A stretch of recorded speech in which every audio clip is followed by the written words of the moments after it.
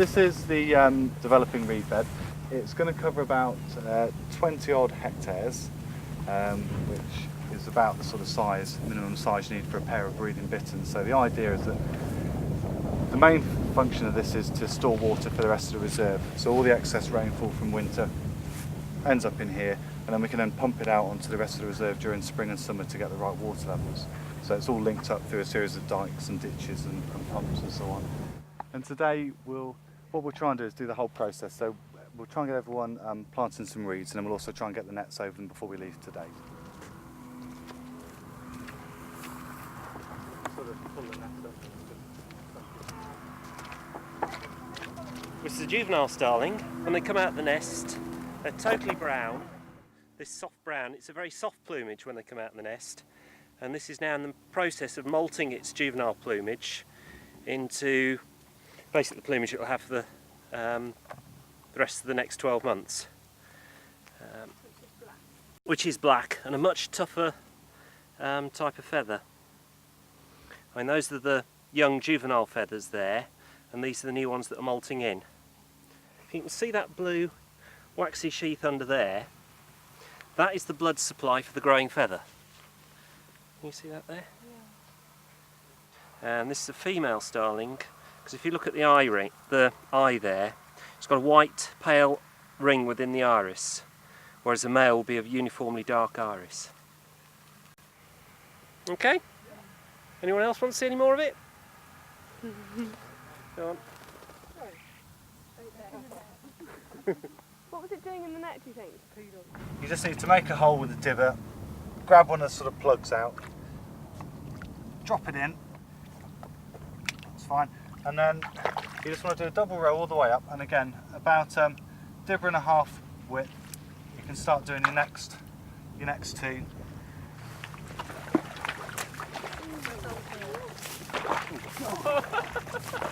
I mean, a better place to shut. Got my grabber, my squeezer, my dibber, and I'm going to go.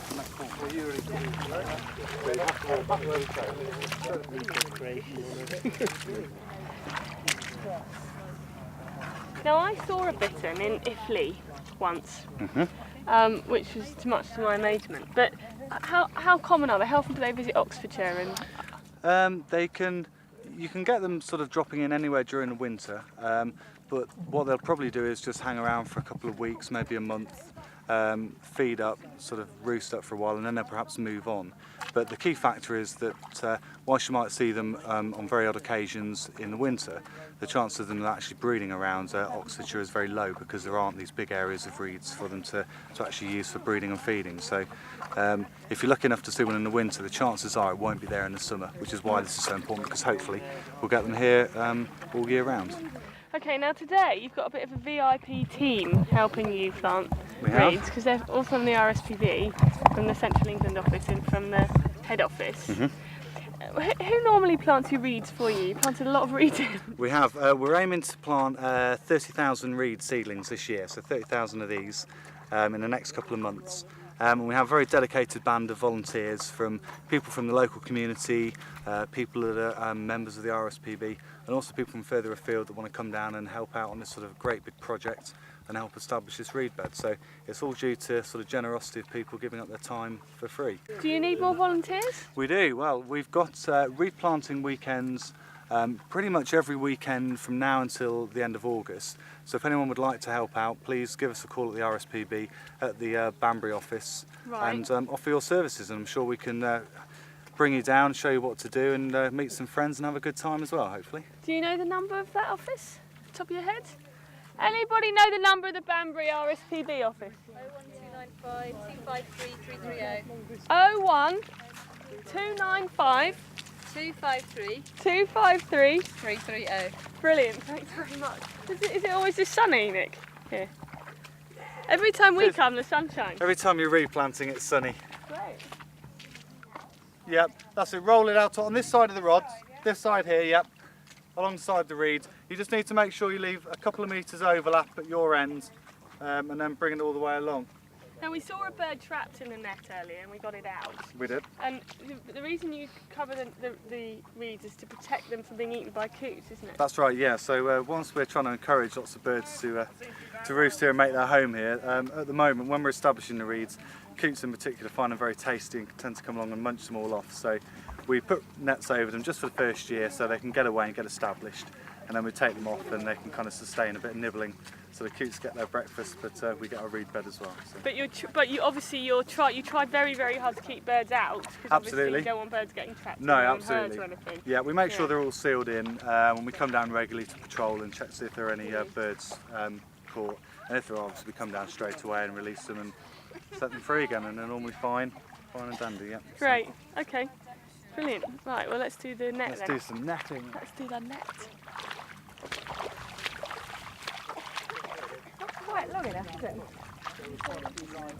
Yeah, he said he wanted a couple of metres at that far end.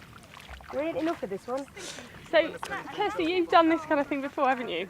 Yeah, but not for conservation. Yeah, for people's food. So rice paddies in Thailand and Bali, working in Ladakh and the Himalayas, again on farms. So not for conservation. So this is quite new, first time. Now you're the water conservation officer at the RSPB, aren't you? Tell me your actual title. My actual title, I'm head of water policy. Okay, because Otmore is an RSPB reserve, and I know you're not an expert on Otmore, but you do spend your time thinking about issues of water pollution, water sustainable use of water, and generally how we can move towards using water in a more sensible way. Is that right? Yeah, that's right. Yeah. Why is water so interesting to you? Personally, or for the RSPB? Both. For the RSPB, obviously, it's absolutely fundamental to wetland habitat, and so you have to have a healthy water system for wetlands. Now this system here will be wonderfully healthy, but it'll be quite heavily managed, this system. So as you've heard before, this is a wetland, but it's not attached to the river system. It's managed separately, and we've had to do that because of water quality problems on the other side of the river. But water is everybody's business, essentially, so it's fundamental to life, and I think that's why it's so interesting. It's also really interesting politically because everyone has different values related to water, and often they conflict. So fishermen have an interest in having a certain amount of fish available in a river and needing to get access to the river to sit there with their fishing rods. Bird watchers like to have a different kind of environment for looking at birds in wetlands. People need to drink water. A lot of effluent discharge goes into water, and somehow we have to manage that. People don't like floods, but floods are a very natural system. So it's very complex, and that's why it's so interesting. Here in Oxfordshire, we know only too well about flooding. We have terrible flooding, a lot of the time. But how can we reconcile? It's very difficult, and I think that at the most basic level we have to remind people how the water system works, because I think as people have become more urbanised and more removed from how decisions around water are made, that they don't really understand the water cycle anymore. They think water comes out of a tap for their drinking water. They see a canalised river and they think that's normal. Right. Whereas, so tell us. So let's go back to basics then. How does the water cycle work? I mean, go for it.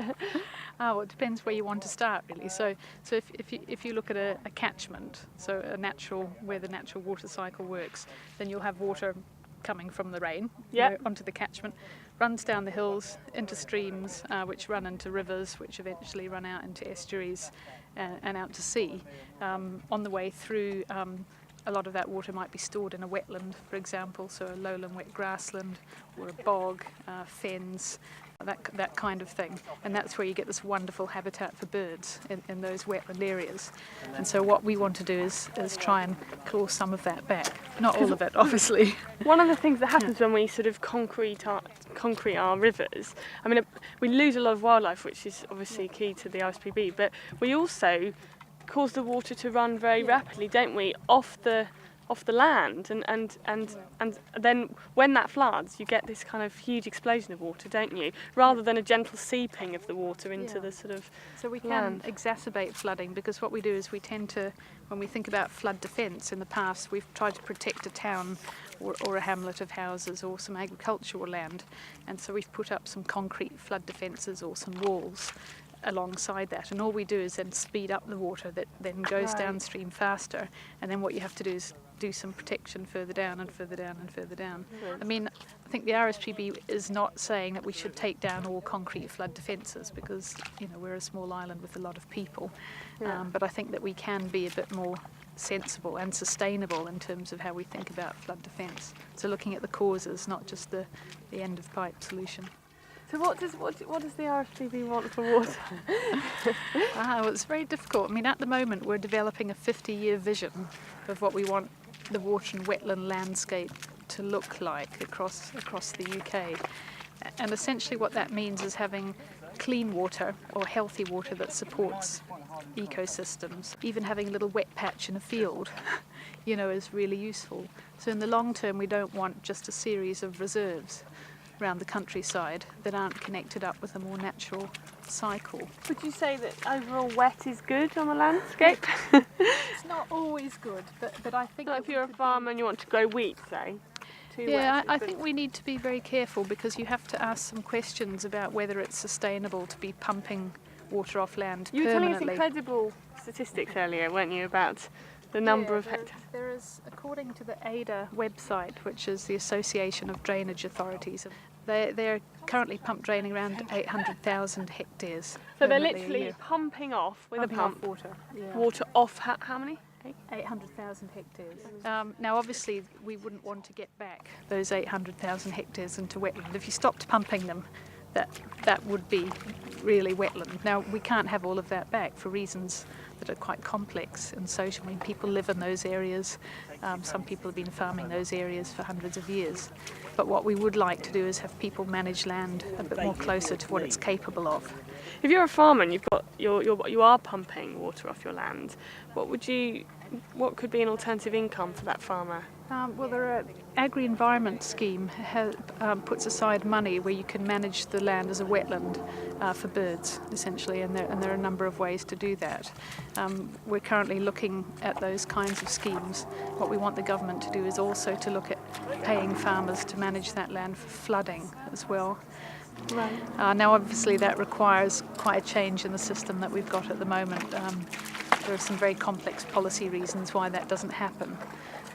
There's some new money just come online from the Comprehensive Spending Review yesterday that was announced, and £150 million a year. Now that potentially that money could be directed at being a bit more innovative and looking to farmers and land managers for thinking about soft solutions. Okay, well thanks Kirsty. I'm going to go now. Where's Ruth? Ruth is in a green flowery shirt. She's disappeared off and she's over there. Let's go find her. Okay, thanks a lot Kirsty. Enjoy your planting. I'm not going to do it, but that's got more to do with the way in which we choose to interpret you. Been inspected. Yeah. So it's all to do with interpretation of EU regs. EU regs, yeah. Hi guys, we were wondering if we could just chat to you about pollution in water. While you're at it, is that okay? Of course it is. Yeah, so your name's Ruth Davis. Ruth Davis and you're... Frank Lucas. No, Frank, no, we like the hat. The hat was good. The hat says something about you, It's very the effective. person. I'm not quite sure what. Actually. Says you're practical, pragmatic. Get on with the job. It only took him 2.5 hours to make that hat. I'm the conservation manager for the RSPB Central England conservation team. Okay.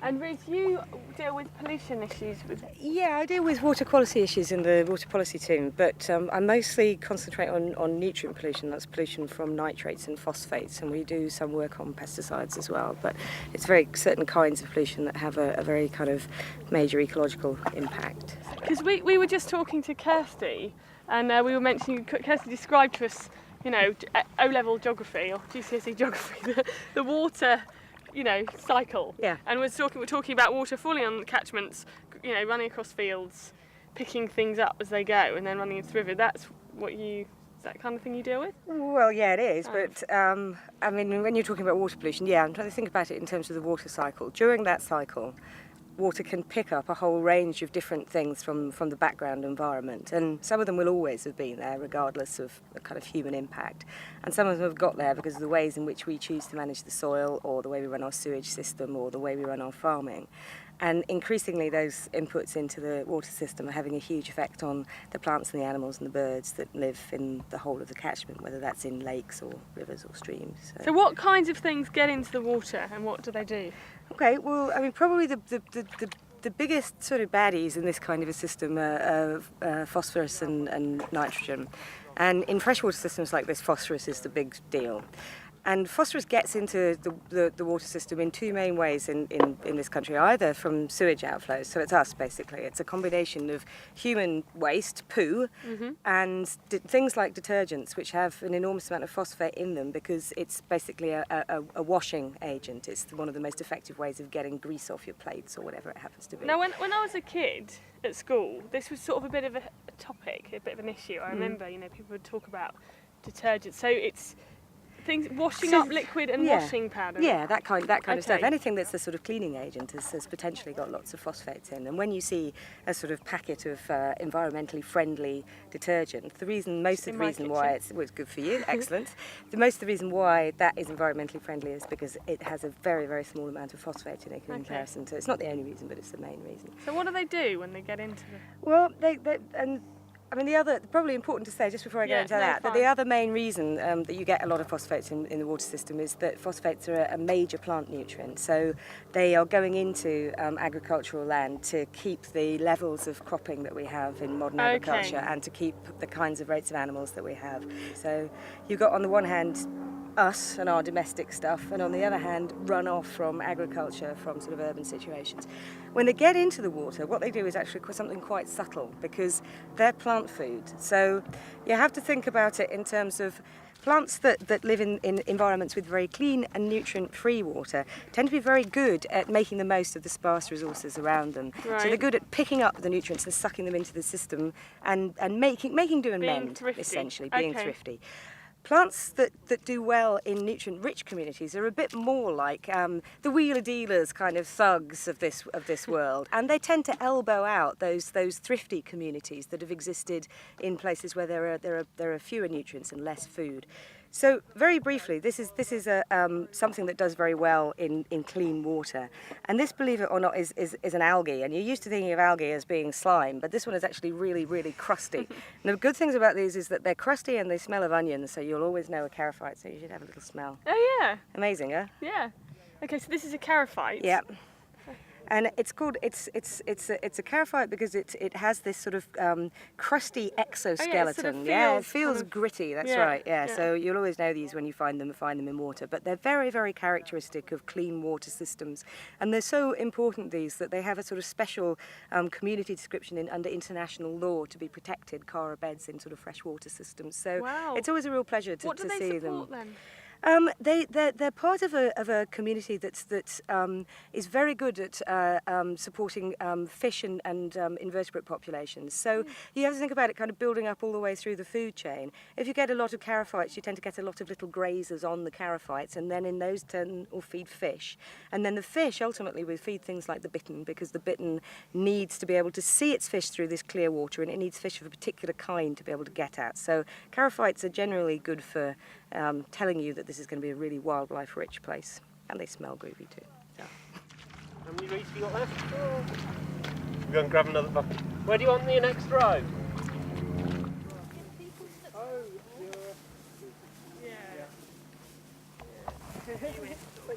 So Phil Burston, you're water policy officer at the RSPB. I am, yes. And you work on how much water we use. Yes. How much water do we use? We use about 140 litres per head per day. Is that too much? It is too much if you compare it to countries like Germany, for example, who only use 100 litres per head per day. Right. As a consequence, they have no problems at all trying to find enough water and have enough water as well in the water environment. Okay, so they use less than us. Why? Because they make sure that their new houses are as water efficient as possible. So all of their white goods, all of their washing machines and dishwashers use the very, very minimum amount of water. And they used different new technologies like rainwater harvesting and grey water use as well to make sure that they're as water efficient as possible. Why does it matter if we use lots of water? We've got lots of rain.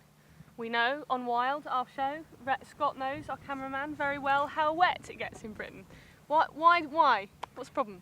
This is the great perception, yes. Britain, full of water, what's your problem? But interestingly, nobody really knows this, but Britain has less water available per head of population than places like Spain, Portugal and Greece. Right. Because we have so many people packed onto such a small island, and we have quite limited water resources really. And we use a lot of water. We do use a lot of water too.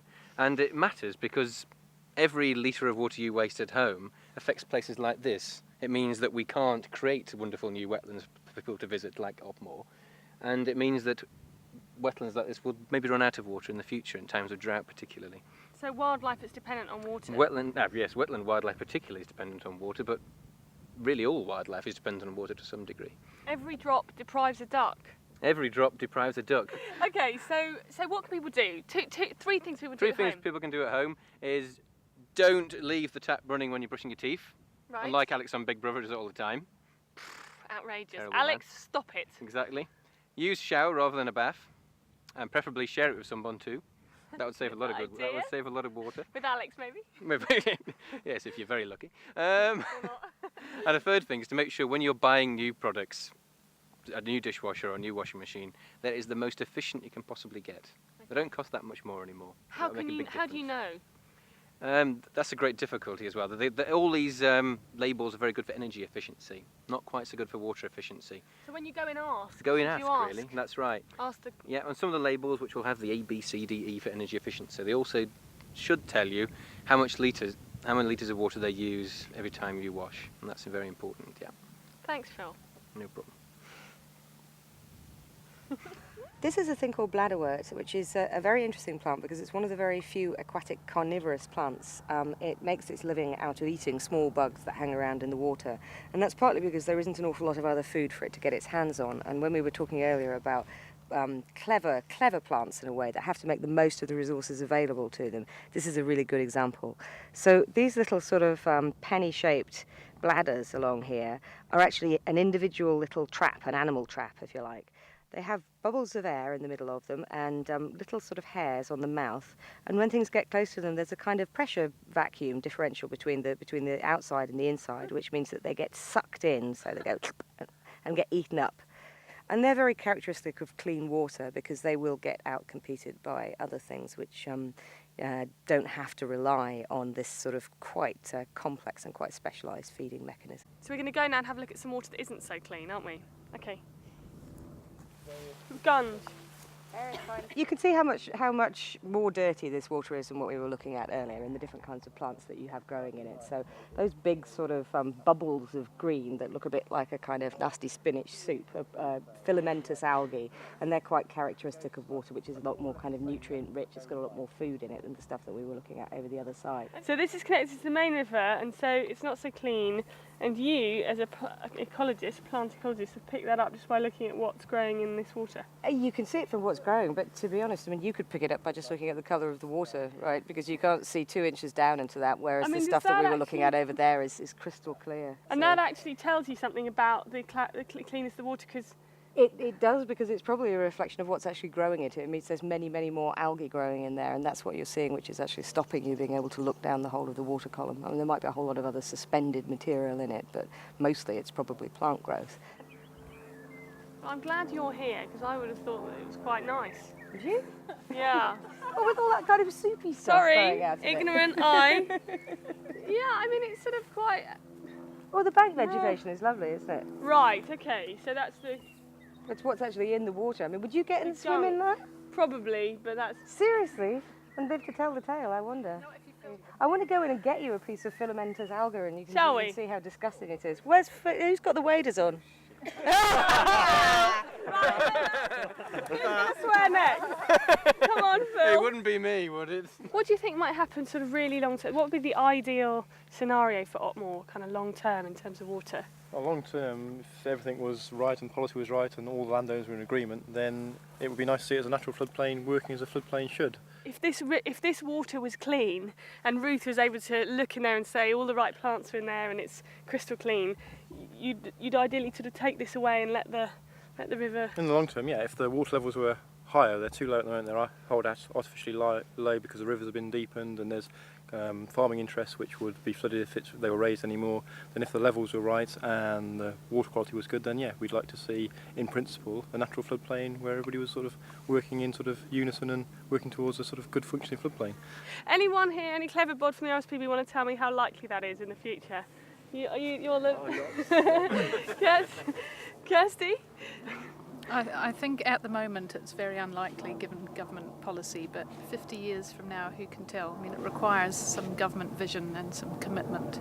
We have some pretty good opportunities under the Water Framework Directive. If we took a more ambitious and creative approach to flood defence, there are some possibilities, and the RSPB would just urge the government to do that and stop messing around.